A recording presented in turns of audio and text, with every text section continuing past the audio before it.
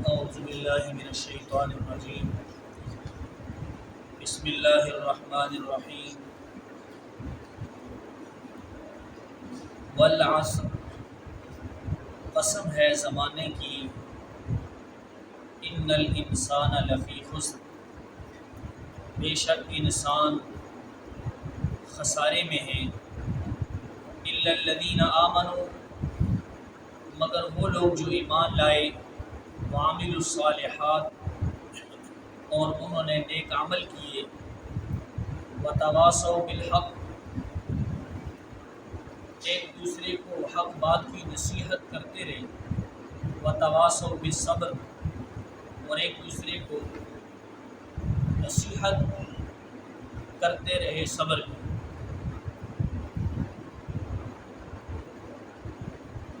یہ قرآن مجید کی صورتوں میں سے ایک چھوٹی صورت ہے، سورۃ العصر۔ قرآن مجید میں 3 صورتیں ایسی ہیں جو 3 آیات پر مشتمل ہیں اور چھوٹی صورتیں کہلاتی ہیں۔ ایک سورہ عصر ہے اور ایک سورہ نصر ہے، اذا جاء نصر اللہ والفتح، اور ایک سورہ کوثر ہے، انا اعطیناک الکوثر۔ اسی لیے علماء نے یہ مسئلہ بیان کیا ہے کہ نماز کے اندر کم از کم چھوٹی 3 آیتیں پڑھنا ضروری ہے۔ نماز کے اندر کم از کم چھوٹی 3 صورتیں پڑھنا ضروری ہے۔ اگر کوئی آدمی چھوٹی 3 صورتیں نہیں پڑھے گا تو اس کی نماز نہیں ہوگی، یا پھر اگر بڑی چھوٹی 3 آیتیں پڑھنا ضروری ہے، صورتیں نہیں، چھوٹی 3 آیتیں۔ اگر بڑی آیت ہے تو ایک آیت جو 3 کے برابر ہو وہ پڑھنا ضروری ہے۔ قرآن مجید کی یہ چھوٹی آیات میں شمار ہوتی ہیں، چھوٹی صورتیں ہیں۔ قرآن مجید کی سب سے بڑی آیت جو ہے وہ آیت تداین ہے، یا ایھا الذین آمنوا اذا تداینتم بدین، 3 پارے کے اندر۔ بہرحال یہ ایک چھوٹی سی صورت ہے لیکن بڑی جامع صورت ہے، بہت بڑا مضمون اس صورت کے اندر بیان کیا گیا ہے۔ اسی لیے امام شافعی رحمۃ اللہ علیہ فرماتے ہیں کہ اگر پورا قرآن نازل نہ بھی ہوتا، صرف سورہ عصر نازل ہو جاتی تو یہ بھی لوگوں کی ہدایت کے لیے کافی تھی۔ پورا قرآن نازل نہ ہوتا، صرف سورہ عصر نازل ہو جاتی تو یہ بھی قرآن لوگوں کی رہنمائی کے لیے، ہدایت کے لیے کافی تھی۔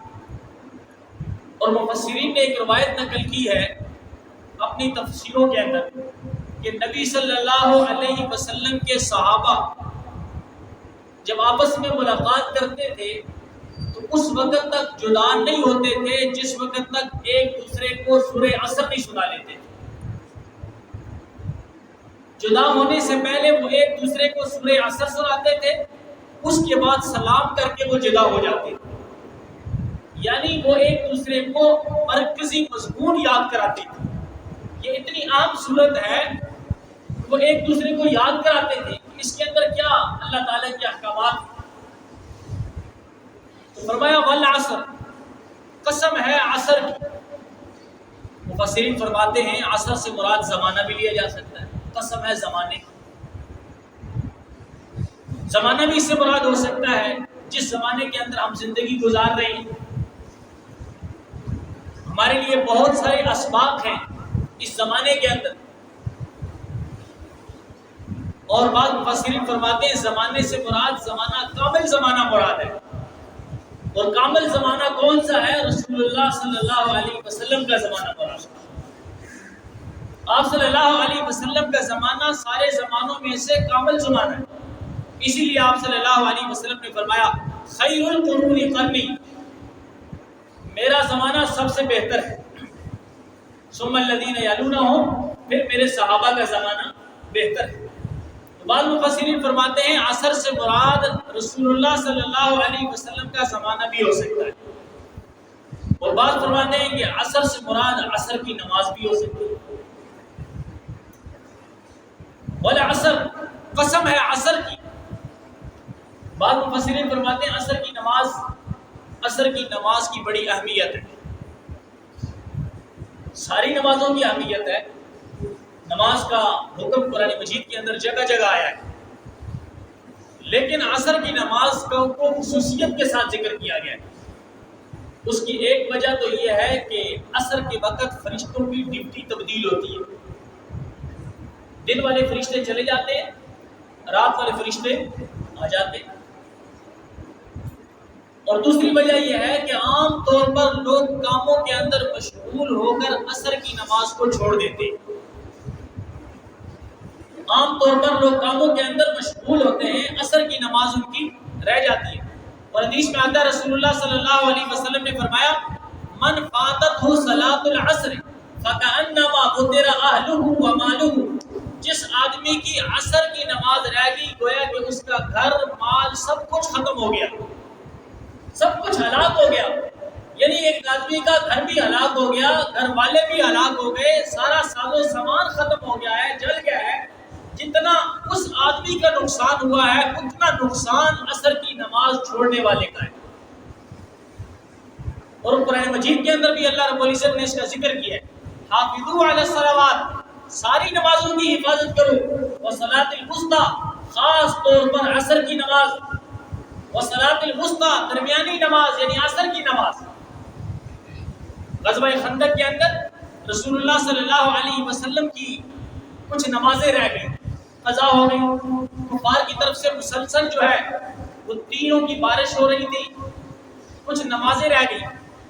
تو آپ صلی اللہ علیہ وسلم نے کافروں کو بدعا دیتے ہوئے فرمایا، ملا اللہ قبورہم وبیوتہم نارا، اللہ ان کے گھروں کو، ان کی قبروں کو آگ سے بھر دے، انہوں نے ہمارے نمازیں ضائع کر دی، اور خاص طور پر عصر کی نماز، فرمایا خاص طور پر عصر کی نماز انہوں نے۔ تو آپ صلی اللہ علیہ وسلم نے وہ فوت شدہ نمازیں مغرب اور عشاء کے درمیانی وقت کے اندر قضا کی تھی۔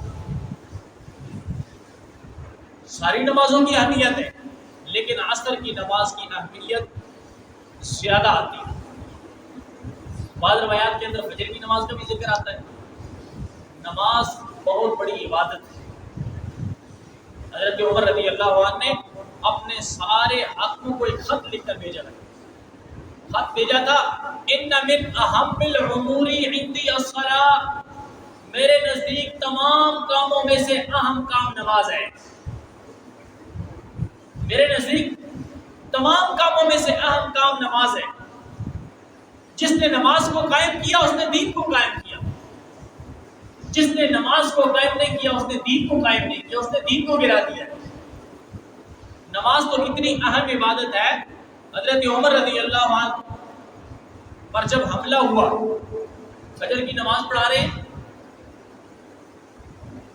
ابو لؤلؤ جو مجوسی تھا وہ منبر کے پیچھے چھپا ہوا تھا، فجر کی نماز جیسے ہی شروع کی اس نے آ کر حملہ کیا، زہر آلودہ خنجر مارا، حضرت عمر رضی اللہ عنہ گر گئے، لیکن صحابہ نے نماز کو نہیں چھوڑا، صحابہ نے نماز کو نہیں چھوڑا۔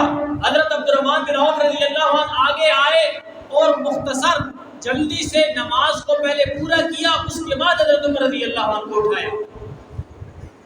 میرے عزیز دوستو، نماز اتنی اہم عبادت ہے کہ حضرت عمر رضی اللہ عنہ زخمی ہو گئے، اکثر بے ہوش رہتے تھے، اسی حملے کے بعد زخمی ہو گئے، خون جاری رہتا تھا، اکثر بے ہوش رہتے تھے، جیسے ہی آنکھ کھلتی تھی پوچھتے تھے کہ وقت کیا ہے، میں نے نماز پڑھنی ہے، مجھے وضو کراؤ، میں نے نماز پڑھنی ہے۔ بے ہوشی کے عالم میں جب بھی ہوش آتی تھی حضرت عمر رضی اللہ عنہ نماز کا پوچھتے تھے، نماز ادا کرتے تھے۔ نماز اتنی اہم عبادت ہے، اور ہماری نماز کے اندر بڑی سستی ہوتی ہے۔ نماز کو اپنے وقت پر ادا کرنا۔ قرآن مجید میں اللہ رب العزت نے منافق کی نشانیوں میں سے ایک نشانی بیان کی ہے کہ جس وقت وہ نماز کے لیے آتا ہے کاموں کو سالہ سستی کے ساتھ، یراؤن الناس، لوگوں کو دکھانے کے لیے نمازیں پڑھتا ہے، ولا یذکرون اللہ الا قلیلا، نماز میں اللہ کا ذکر نہیں کرتا مگر بہت تھوڑا۔ اور اسی طرح حدیث شریف کے اندر آتا ہے، آپ صلی اللہ علیہ وسلم نے فرمایا کہ تلک صلاۃ المنافق، تلک صلاۃ المنافق، یہ منافق کی نماز ہے۔ انتظار کرتا رہا، وقت ختم ہو گیا، وقت تھوڑا سا رہ گیا، جلدی سے اٹھا اور کمرے کی طرف ٹھونکے ماری اور نماز پڑھ لی۔ فرمایا دل کا صلاۃ المنافق ہے، دل کا صلاۃ المنافق ہے، یہ منافق کی نماز ہے، یہ منافق کی نماز ہے۔ علامہ ابن قیم رحمۃ اللہ علیہ بہت بڑے بزرگ گزرے، انہوں نے کتاب لکھی ہے کتاب الروح۔ اس کتاب کے اندر انہوں نے ایک واقعہ نقل کیا ہے۔ وہ فرماتے ہیں ایک نوجوان تھا، اس کے والد کا انتقال ہو گیا، کچھ دن گزرے، اس کی ہمشیرہ کا بھی انتقال ہو گیا، بہن بھی فوت ہو گئی۔ جب بہن کو دفنانے کے لیے وہ گئے، قبر کھودی تو قبر سے آگ نکلی، قبر کے اندر آگ لگی ہوئی ہے۔ دفنانے کے بعد وہ نوجوان واپس آیا، اپنی والدہ کو آ کر کہنے لگا کہ مجھے ایک بات تو بتاؤ، میری بہن کے اندر کیا عیب تھا؟ ماں نے کہا بیٹا کوئی عیب نہیں تھا۔ اس نے کہا نہیں، مجھے بتاؤ کہ میری بہن کے اندر عیب کون سا تھا؟ والدہ سمجھی کہ شاید والد کا بھی انتقال ہوا ہے، بہن کا بھی انتقال ہوا ہے، پریشانی کے اندر ہے، غم زدہ ہے۔ والدہ نے سمجھایا بیٹا ہر آدمی نے دنیا سے جانا ہے، تیرا والد چلا گیا، تیری بہن چلی گئی، کیسی باتیں کر رہا ہے؟ اس نے کہا کہ یہ تو مجھے بھی پتا ہے کہ ہر آدمی دنیا سے جانا ہے، میں یہ اس لیے پوچھ رہا ہوں کہ جب ہم اس کو دفن کرنے کے لیے گئے، قبر کھودی تو اس کے اندر آگ تھی، اس لیے مجھے بتاؤ کہ ہماری بہن کے اندر کیا عیب تھا کہ جس کی وجہ سے اتنا بڑا عذاب؟ اس کی والدہ کہنے لگی بیٹا کوئی عیب نہیں تھا، کوئی عیب نہیں تھا، بچی جب سے جوان ہوئی ہے وہ تو گھر سے بھی باہر نہیں نکلی، اس کو تو ہم نے گھر سے باہر بھی نہیں نکلنے دیا، کوئی عیب نہیں تھا، صرف ایک اس کے اندر غلطی تھی، نماز کے اندر وہ سستی کرتی تھی،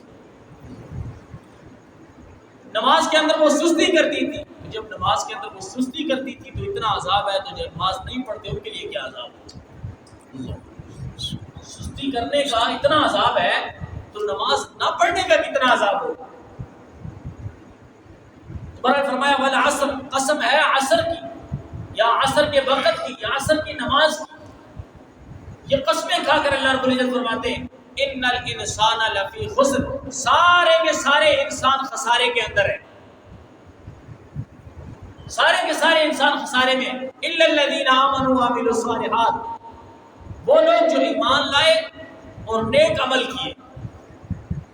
خسارے سے بچے ہوئے کون ہیں؟ ان کی چار صفات اللہ رب العزت نے بیان کی، سارے کے سارے لوگ خسارے کے اندر ہیں۔ آج اگر دنیا کے اندر نظر دوڑائی جائے تو اکثر لوگ خسارے کا سودا کر رہے ہیں، اکثر لوگ خسارے کے اندر، نماز کو چھوڑ دیتے ہیں، اللہ کے احکامات کو چھوڑ دیتے ہیں، کس کے لیے؟ تجارت کے لیے، اپنی اولاد کے لیے۔ اللہ فرماتے ہیں وما اموالکم ولا اولادکم، نہ تمہاری مال نہ تمہاری اولاد بالتی تقربکم عندنا زلفا، تمہارا مال تمہاری اولاد تمہیں اللہ کا قرب نہیں دلا سکتے، اللہ کا قرب چاہتے ہو تو الا من آمن وعمل صالحا، وہ لوگ جو ایمان لائے اور انہوں نے نیک عمل کیا۔ وما اموالکم ولا اولادکم بالتی تقربکم عندنا زلفا، تمہارا مال تمہاری اولاد تمہیں اللہ کا قرب نہیں دلا سکتے، اللہ کا قرب حاصل نہ کرنا چاہتے ہو تو اللہ کا قرب کن لوگوں کے لیے؟ الا من آمن، جو ایمان لائے، وعمل صالحا، جنہوں نے نیک عمل کی۔ اللہ کا قرب ہوتا ہے ایمان کے ذریعے، سب سے پہلی چیز ایمان ہے، الا الذین آمنوا، وہ لوگ جو ایمان لائے۔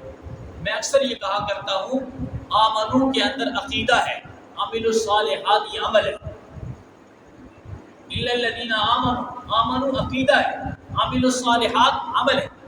آمنو عقیدہ کیا ہے؟ آمنو ایمان لانا، کس پر ایمان لانا؟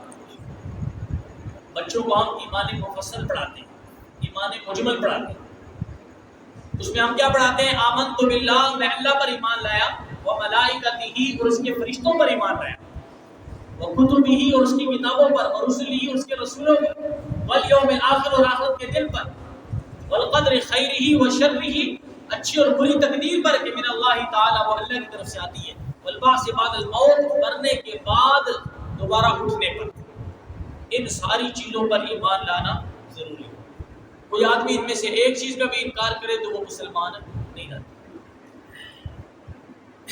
ان ساری چیزوں پر اللہ تعالیٰ نے جتنے بھی انبیاء بھیجے ان سارے انبیاء کو ماننا ضروری ہے۔ کوئی آدمی کسی ایک نبی کا بھی انکار کرے تو مسلمان نہیں رہتا۔ اور جتنی بھی اللہ نے کتابیں نازل کی ہیں ان کتابوں پر ایمان لانا ضروری ہے، فرشتوں پر ایمان لانا ضروری ہے،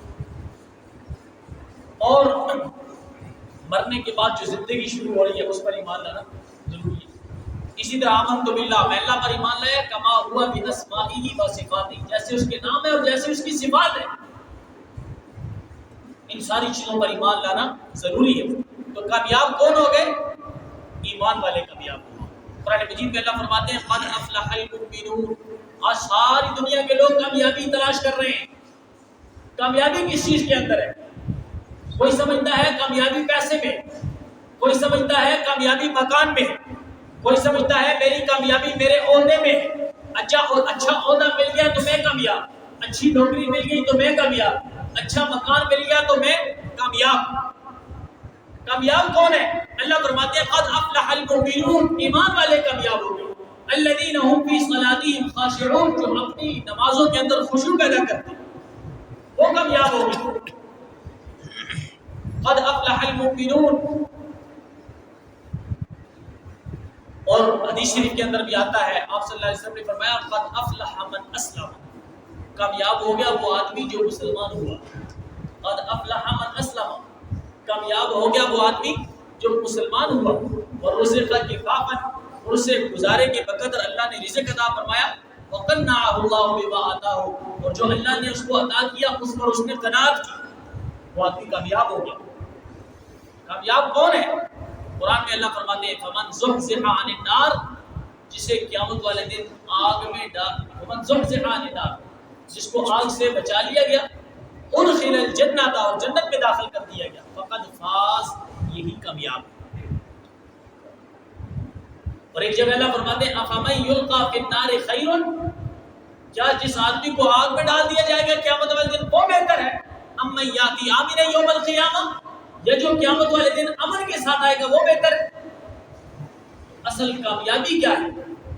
اصل کامیابی کیا ہے؟ ایمان لانا کامیابی۔ جس کا ایمان جتنا مضبوط ہے وہ آدمی اتنا کامیاب ہے۔ تو کامیاب لوگ کون ہیں؟ فرمایا الا الذین آمنوا، وہ لوگ جو ایمان لائے وہ کامیاب ہو گئے، وعملوا الصالحات، اور انہوں نے اچھے عمل کیے، وعملوا الصالحات، اور انہوں نے اچھے عمل کیے، وتواصوا بالحق، اور حق بات کی وصیت کرتے رہے، حق بات لوگوں تک پہنچاتے رہے۔ ایک ہے خود عمل کرنا، ایک ہے حق بات لوگوں تک پہنچانا، یہ بھی انسانوں کی ذمہ داری ہے۔ پہلی صفت ان کی کیا ہے؟ ایمان لائے۔ دوسری صفت ان کی کیا ہے؟ نیک عمل کیے۔ تیسری صفت ان کی کیا ہے؟ وتواصوا بالحق، حق بات کی لوگوں کو وصیت کرتے رہے، بتاتے رہے کہ یہ حق بات ہے، لوگوں کو بتانا بھی ضروری ہے۔ وتواصوا بالصبر، پھر حق بات کرنے پر جو تکلیفیں آئیں اس پر انہوں نے صبر کیا۔ حق بات کہنے پر جو تکلیفیں آئیں ان تکلیفوں پر انہوں نے صبر کیا۔ انسان جب حق بات کہتا ہے تو اس پر تکلیفیں آتی ہیں، پریشانیاں آتی ہیں، تو تکلیفیں آنے پر صبر کرنا، یہ کتنی دفعہ گزر چکا ہے کہ صبر ملت ابراہیمی کے اصولوں میں سے بہت بڑا اصول ہے۔ ان اللہ مع الصابرین، اللہ صبر کرنے والوں کے ساتھ، اللہ صبر کرنے والوں کے ساتھ۔ اور حدیث شریف میں آتا ہے رسول اللہ صلی اللہ علیہ وسلم نے فرمایا یبتلی الرجل بقدر دینہ، آدمی کو اس کے دین کے بقدر آزمایا جاتا ہے۔ جو آدمی جتنا دین پر چلنے والا ہے اتنی اس پر آزمائشیں آتی ہیں، اس پر پریشانیاں آتی ہیں۔ میں اکثر کہا کرتا ہوں حضرت ابراہیم علیہ السلام کی زندگی کو دیکھو، جو اللہ کے جتنا قریب ہے، اسی لیے آپ صلی اللہ علیہ وسلم نے فرمایا کہ مجھے دین کے راستے پہ جتنے تکلیفیں دی گئی ہیں کسی کو نہیں دی گئی، جتنا مجھے ستایا گیا ہے کسی کو نہیں ستایا گیا، جتنا مجھے ستایا گیا ہے کسی کو نہیں ستایا گیا۔ ایک صحابی آئے، کہنے لگے یا رسول اللہ مجھے آپ سے محبت ہے، آپ نے فرمایا سوچ لو۔ کہنے لگے یا رسول اللہ مجھے آپ سے محبت ہے، آپ نے فرمایا سوچ لو۔ کسی دفعہ جب کہا آپ نے فرمایا تیار ہو جاؤ، پریشانیاں اور تکلیفیں اس طرح آئیں گی جس طرح اونچی گھاٹی سے پانی نیچے آتا ہے، جس تیزی کے ساتھ پانی آتا ہے پریشانیاں اور تکلیفیں آئیں گی۔ انسان مسلمان ہونے کے بعد، نیک اعمال کرنے کے بعد یہ نہ سمجھے کہ تکلیفیں نہیں آتی، اللہ کی طرف سے آزمائش آتی ہے۔ وَلَنَبْلُوَنَّكُم مِّنَ الْخَوْفِ، ہم ضرور پر ضرور تمہیں آزمائیں گے خوف سے، وَنَقْصٍ مِّنَ الْأَمْوَالِ وَالْأَنفُسِ، مالوں کی کمی کے ساتھ آزمائیں گے، جانوں کی کمی کے ساتھ۔ یہ ساری آزمائش، کبھی مال کم ہو گیا ہے، کبھی جان کا نقصان ہو گیا ہے۔ فرمایا وَبَشِّرِ الصَّابِرِينَ، خوشخبری سنا دیجئے صبر کرنے والوں کو۔ کون سے صبر کرنے والے؟ الذین اذا اصابتهم مصیبۃ، جب انہیں کوئی تکلیف پہنچتی ہے قالوا، کہتے ہیں انا للہ و انا الیہ راجعون۔ اور کئی جگہ پر قرآن مجید میں اللہ فرماتے ہیں، کیا ایمان والے یہ سمجھتے ہیں کہ ہم ایمان لے ہیں ہم پر تکلیفیں نہیں آئیں گی؟ اللہ کی طرف سے پریشانیاں آئیں گی، لیکن ایمان والے کو ہوتے ہیں جو ان ساری چیزوں پر صبر کرتے ہیں۔ تو یہ ایک چھوٹی سی صورت ہے، اس صورت کا خلاصہ یہ ہو گیا، اللہ فرماتے ہیں والعصر، قسم ہے زمانے کی، ان الانسان لفی خسر، سارے کے سارے انسان خسارے میں، سارے کے سارے انسان خسارے میں ہیں، الا الذین آمنوا وعملوا الصالحات، مگر وہ لوگ جو ایمان لائے اور نیک عمل کیے، وتواصوا بالحق، حق بات کی وصیت کرتے رہے، وتواصوا بالصبر، اور حق بات کہنے پر جو تکلیفیں آئیں ان پر انہوں نے صبر کیا۔ اللہ رب العزت ہمیں عمل کرنے کی توفیق دے۔ آمین۔